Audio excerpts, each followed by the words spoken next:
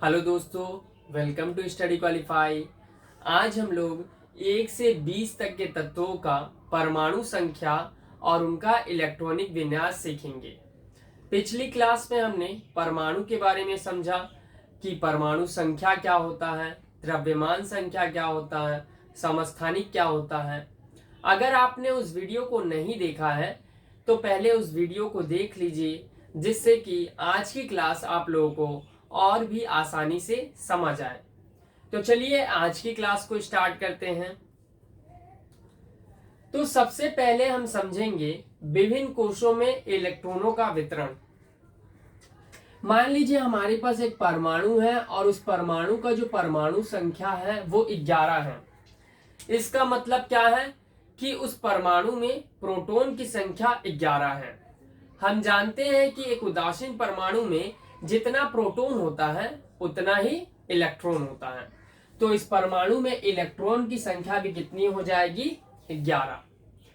अब इस 11 इलेक्ट्रॉन को हम कोशों में वितरण कैसे करेंगे? इन 11 इलेक्ट्रॉनों को पहले कोश में रख दे, या पहले कोश में 5 और दूसरे कोश में 6 रख दे, या पहले कोश में 3 और दूसरे कोश में 4 और तीसरे कोश में 4, ऐसे करके रख दे? तो मेरा जवाब है नहीं, हम ऐसा नहीं कर सकते हैं, क्योंकि हर एक कोश का कैपेसिटी है कि उसमें उतना ही इलेक्ट्रॉन रह सकता है। तो हमें कैसे पता चलेगा कि किस कोश में कितना इलेक्ट्रॉन अधिकतम रह सकता है? तो इसके बारे में हमें बोरबरी योजना से पता चलता है। इन्होंने अपने पहले नियम में बताया है कि किसी भी कोश में अधिकतम इलेक्ट्रॉन की जो संख्या होगी उसको हम लोग 2n² से प्रदर्शित करेंगे।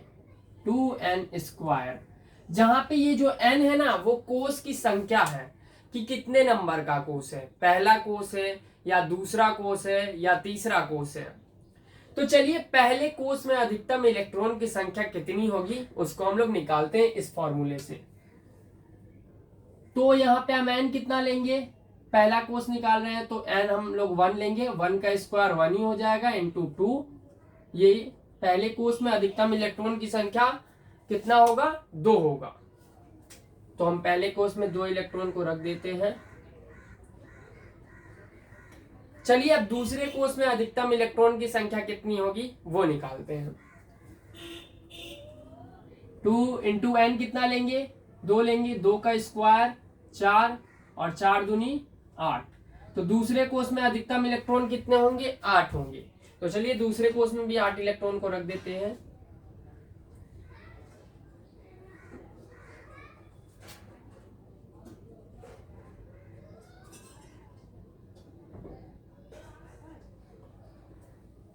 चलिए अब तीसरे कोश में अधिकतम इलेक्ट्रॉन की संख्या कितनी होगी उसे निकालते हैं।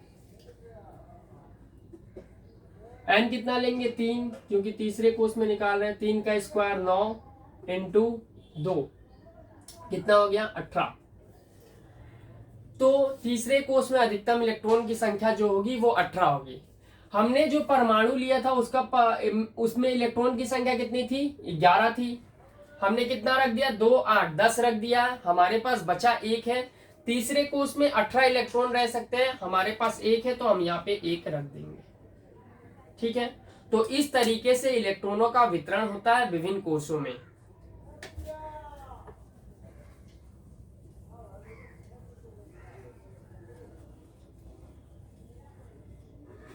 चलिए अब दूसरा नियम समझते हैं। दूसरा नियम है कि किसी भी परमाणु का जो बाहरी कोश होगा ना उसमें अधिकतम इलेक्ट्रॉन की संख्या 8 होगी, चाहे उस कोश की इलेक्ट्रॉन धारण क्षमता कितनी भी क्यों ना हो। इससे परमाणु को अत्यधिक स्थिरता मिलती है और यही अष्टक का नियम है। चलिए समझते हैं इसका मतलब। मान लीजिए हमारे पास एक परमाणु है और उसकी परमाणु संख्या जो है 19 है, तो इसमें इलेक्ट्रॉन की संख्या भी कितनी होगी? 19 होगी। तो चलिए इसका इलेक्ट्रॉनिक विन्यास हम निकालते हैं, इलेक्ट्रॉनों का वितरण करते हैं। तो पहले कोश में कितना होगा? 2, तो मैं यहाँ पे लिख देता हूं पहले कोश में 2। दूसरे कोश में कितना होगा? 8। तीसरे कोश में कितने इलेक्ट्रॉन जा सकते हैं? 18। हमारे पास बचा कितना है? 2 8 10 हमने रख दिया, बचा हमारे पास 9। तो तीसरे कोष में 18 इलेक्ट्रॉन जा सकते हैं, तो हमारे पास 9 है, हम 9 रख सकते हैं। तो दूसरा नियम यही कह रहा है कि हम नहीं रख सकते हैं, क्योंकि कोई भी परमाणु होगा उसका बाहरी कोष में अधिकतम इलेक्ट्रॉन की जो संख्या होगी वो 8 होगी। तो हम यहाँ पे 8 ही इलेक्ट्रॉन को रखेंगे, और जो एक बचेगा ना उसको बाहरी कोष में रख देंगे, और ये एक जो बचा उसको बाहरी कोष में रख देंगे। अब आप बोलोगे कि बाहरी कोष में अधिकतम इलेक्ट्रॉन की संख्या दूसरे नियम के हिसाब से 8 होनी चाहिए थी, लेकिन यहाँ पे बाहरी कोष में अधिकतम इलेक्ट्रॉन की संख्या कितनी है? 1 है। तो जब हम लोग केमिकल बॉन्डिंग पढ़ेंगे ना, तो ये 1 इलेक्ट्रॉन को दान कर देता है, जिससे इसके बाहरी कोष में अधिकतम इलेक्ट्रॉन की संख्या जो होती है 8 हो जाती है, और ये अत्यधिक स्थिर हो जाता है। चलिए अब तीसरा नियम समझते हैं। तीसरा नियम में कहा गया है कि सभी कोष क्रमानुसार भरे जाएंगे, अर्थात जब तक एक कोष पूर्ण तरीके से भर नहीं जाता है तब तक दूसरे कोष में इलेक्ट्रॉन हम भरना स्टार्ट नहीं करेंगे। चलिए आप पहले ही मिटा दो।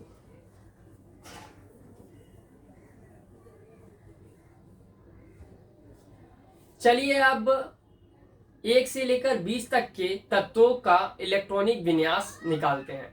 अच्छा, इलेक्ट्रॉनिक विन्यास क्या होता है? तो हम जो इलेक्ट्रॉनों का वितरण कर रहे हैं ना विभिन्न कोषों में, उसी को इलेक्ट्रॉनिक विन्यास कहा जाता है। तो हम 1 से 20 तक के तत्वों का, 1 से 20 तक के परमाणु संख्या वाली तत्वों का इलेक्ट्रॉनिक विन्यास निकालेंगे। ठीक है, तो परमाणु संख्या 1 वाली जो तत्व है उसका नाम जो है हाइड्रोजन। तो हाइड्रोजन का जो परमाणु संख्या 1 होता है, इसका मतलब क्या है? इसमें इलेक्ट्रॉन की संख्या भी 1 है। तो हम इसका इलेक्ट्रॉनिक विन्यास पहले निकालते हैं। यहाँ पे क्या रहते हैं? प्रोटॉन प्लस न्यूट्रॉन रहते हैं। ठीक है, नाभिक है, प्रोटॉन प्लस न्यूट्रॉन रहते हैं। हाइड्रोजन की परमाणु संख्या 1 है, इसका क्या मतलब है? इसमें प्रोटॉन की संख्या 1 होगी, और हमें पता है कि एक उदासीन परमाणु में जितना प्रोटॉन होता है उतना ही इलेक्ट्रॉन होता है। तो इसके बाहरी कोष में 1 इलेक्ट्रॉन को हम रख देंगे, बिकॉज पहले कोष में कितना इलेक्ट्रॉन रह सकता है? 2 इलेक्ट्रॉन रह सकता है। परमाणु संख्या 2 वाला तत्व है हीलियम। तो इसका इलेक्ट्रॉनिक विन्यास क्या हो जाएगा? तो पहले कोष में कितना इलेक्ट्रॉन रह सकता है? 2। तो पहले कोष में 2 इलेक्ट्रॉन हम लोग रख देंगे। परमाणु संख्या 3 वाला जो तत्व होता है उसको हम लोग कहते हैं लिथियम। तो इसका इलेक्ट्रॉनिक विन्यास क्या होगा? पहले कोष में 2, और जो एक बचेगा, क्योंकि पहले कोष में 2 ही अधिकतम इलेक्ट्रॉन रह सकते हैं, और जो एक बचेगा वो दूसरे कोष में, अगले कोष में चला जाएगा। ठीक है, परमाणु संख्या 4 वाला जो तत्व है वो है बेरिलियम। तो इसका इलेक्ट्रॉनिक विन्यास क्या हो जाएगा? पहले कोष में 2 और दूसरे कोष में 2। ठीक है, क्योंकि दूसरे कोष में अधिकतम इलेक्ट्रॉन कितने रह सकते हैं? 8 रह सकते हैं। परमाणु संख्या 5 वाला जो तत्व है उसका नाम है बोरोन। तो इसका इलेक्ट्रॉनिक विन्यास क्या हो जाएगा? पहले कोष में 2 और दूसरे कोष में 3। परमाणु संख्या 6 वाला जो तत्व है उसका नाम है कार्बन। तो इसका इलेक्ट्रॉनिक विन्यास क्या हो जाएगा? पहले कोष में 2 और दूसरे कोष में 4। परमाणु संख्या 7 वाला जो तत्व है उसका नाम है नाइट्रोजन। तो इसका इलेक्ट्रॉनिक विन्यास क्या हो जाएगा? पहले कोष में 2 और दूसरे कोष में 5। परमाणु संख्या 8 वाला जो तत्व है उसका नाम है ऑक्सीजन। तो इसका इलेक्ट्रॉनिक विन्यास क्या हो जाएगा? पहले कोष में 2 और दूसरे कोष में 6। परमाणु संख्या 9 वाला जो तत्व है उसका नाम है फ्लोरीन। तो इसका इलेक्ट्रॉनिक विन्यास क्या हो जाएगा? पहले कोष में 2 और दूसरे कोष में 7। परमाणु संख्या 10 वाला जो तत्व है उसका नाम है नियॉन। तो इसका इलेक्ट्रॉनिक विन्यास क्या हो जाएगा? पहले कोष में 2 और दूसरे कोष में 8। परमाणु संख्या 11 वाला जो तत्व है उसका नाम है सोडियम। तो इसका इलेक्ट्रॉनिक विन्यास क्या हो जाएगा? पहले कोष में 2, दूसरे कोष में 8। दूसरे कोष में अधिकतम इलेक्ट्रॉन की संख्या 8 होगी, तो हमें जो सोडियम का परमाणु संख्या वो कितना है? 11। तो हमारे पास इलेक्ट्रॉन 11 है, तो 2 पहले कोष में रख दिया, दूसरे कोष में 8 रख दिया, 10 हो गया, और एक बचा तो उसको अगले कोष में रख देंगे हम, क्योंकि दूसरे कोष में अधिकतम जो इलेक्ट्रॉन रहेंगे वो कितने रहेंगे? 8 ही रहेंगे। ठीक है, ये मैं तो ठीक कर देता हूँ। तो पहले अगले कोष में 1 इलेक्ट्रॉन को रख देंगे। परमाणु संख्या 12 वाला जो तत्व है उसका नाम है मैग्नीशियम। तो इसका इलेक्ट्रॉनिक विन्यास क्या आ जाएगा, पहले कोष में 2, दूसरे कोष में 8 और तीसरे कोष में 2। परमाणु संख्या 13 वाला जो तत्व है उसका नाम है एल्यूमिनियम। तो इसका इलेक्ट्रॉनिक विन्यास क्या आ जाएगा, पहले कोष में 2, दूसरे कोष में 8 और तीसरे कोष में 3। परमाणु संख्या 14 वाला जो तत्व है उसका नाम है सिलिकॉन। तो इसका इलेक्ट्रॉनिक विन्यास क्या हो जाएगा, पहले कोष में 2, दूसरे कोष में 8 और तीसरे कोष में 4। परमाणु संख्या 15 वाला तत्व का नाम है फास्फोरस। तो इसका इलेक्ट्रॉनिक विन्यास क्या हो जाएगा, पहले कोष में 2, दूसरे कोष में 8 और तीसरे कोष में 5।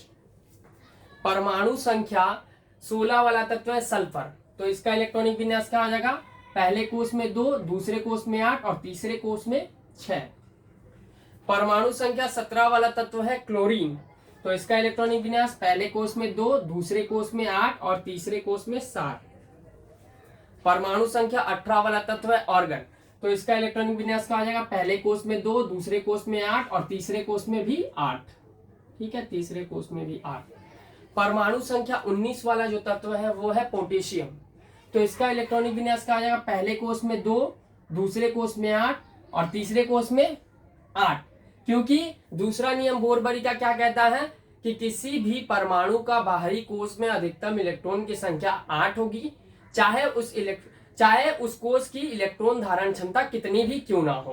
तो इसीलिए तीसरे कोष में भी 8 होगा और जो एक बचेगा उसको हम लोग अगले कोष में भेज देंगे। परमाणु संख्या 20 वाला जो तत्व है वो है कैल्शियम।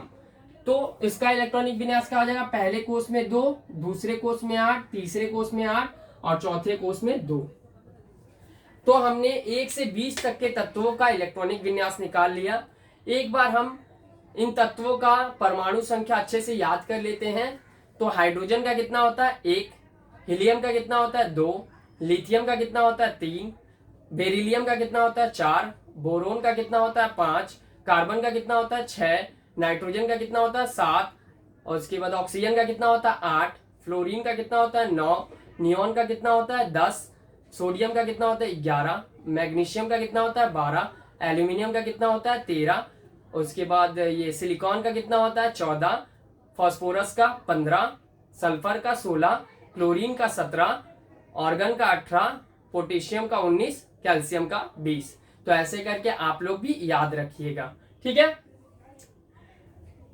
तो आई होप ये वीडियो आप लोगों के लिए हेल्पफुल होगा। अगर आपको लगता है कि ये वीडियो आप लोगों के लिए हेल्पफुल है तो वीडियो को लाइक कीजिए और शेयर कीजिए अपने दोस्तों के साथ, जिससे कि उनकी भी कुछ हेल्प हो जाए। और चैनल को सब्सक्राइब कर लीजिए ऐसे ही स्टडी रिलेटेड इंपॉर्टेंट वीडियो पाने के लिए।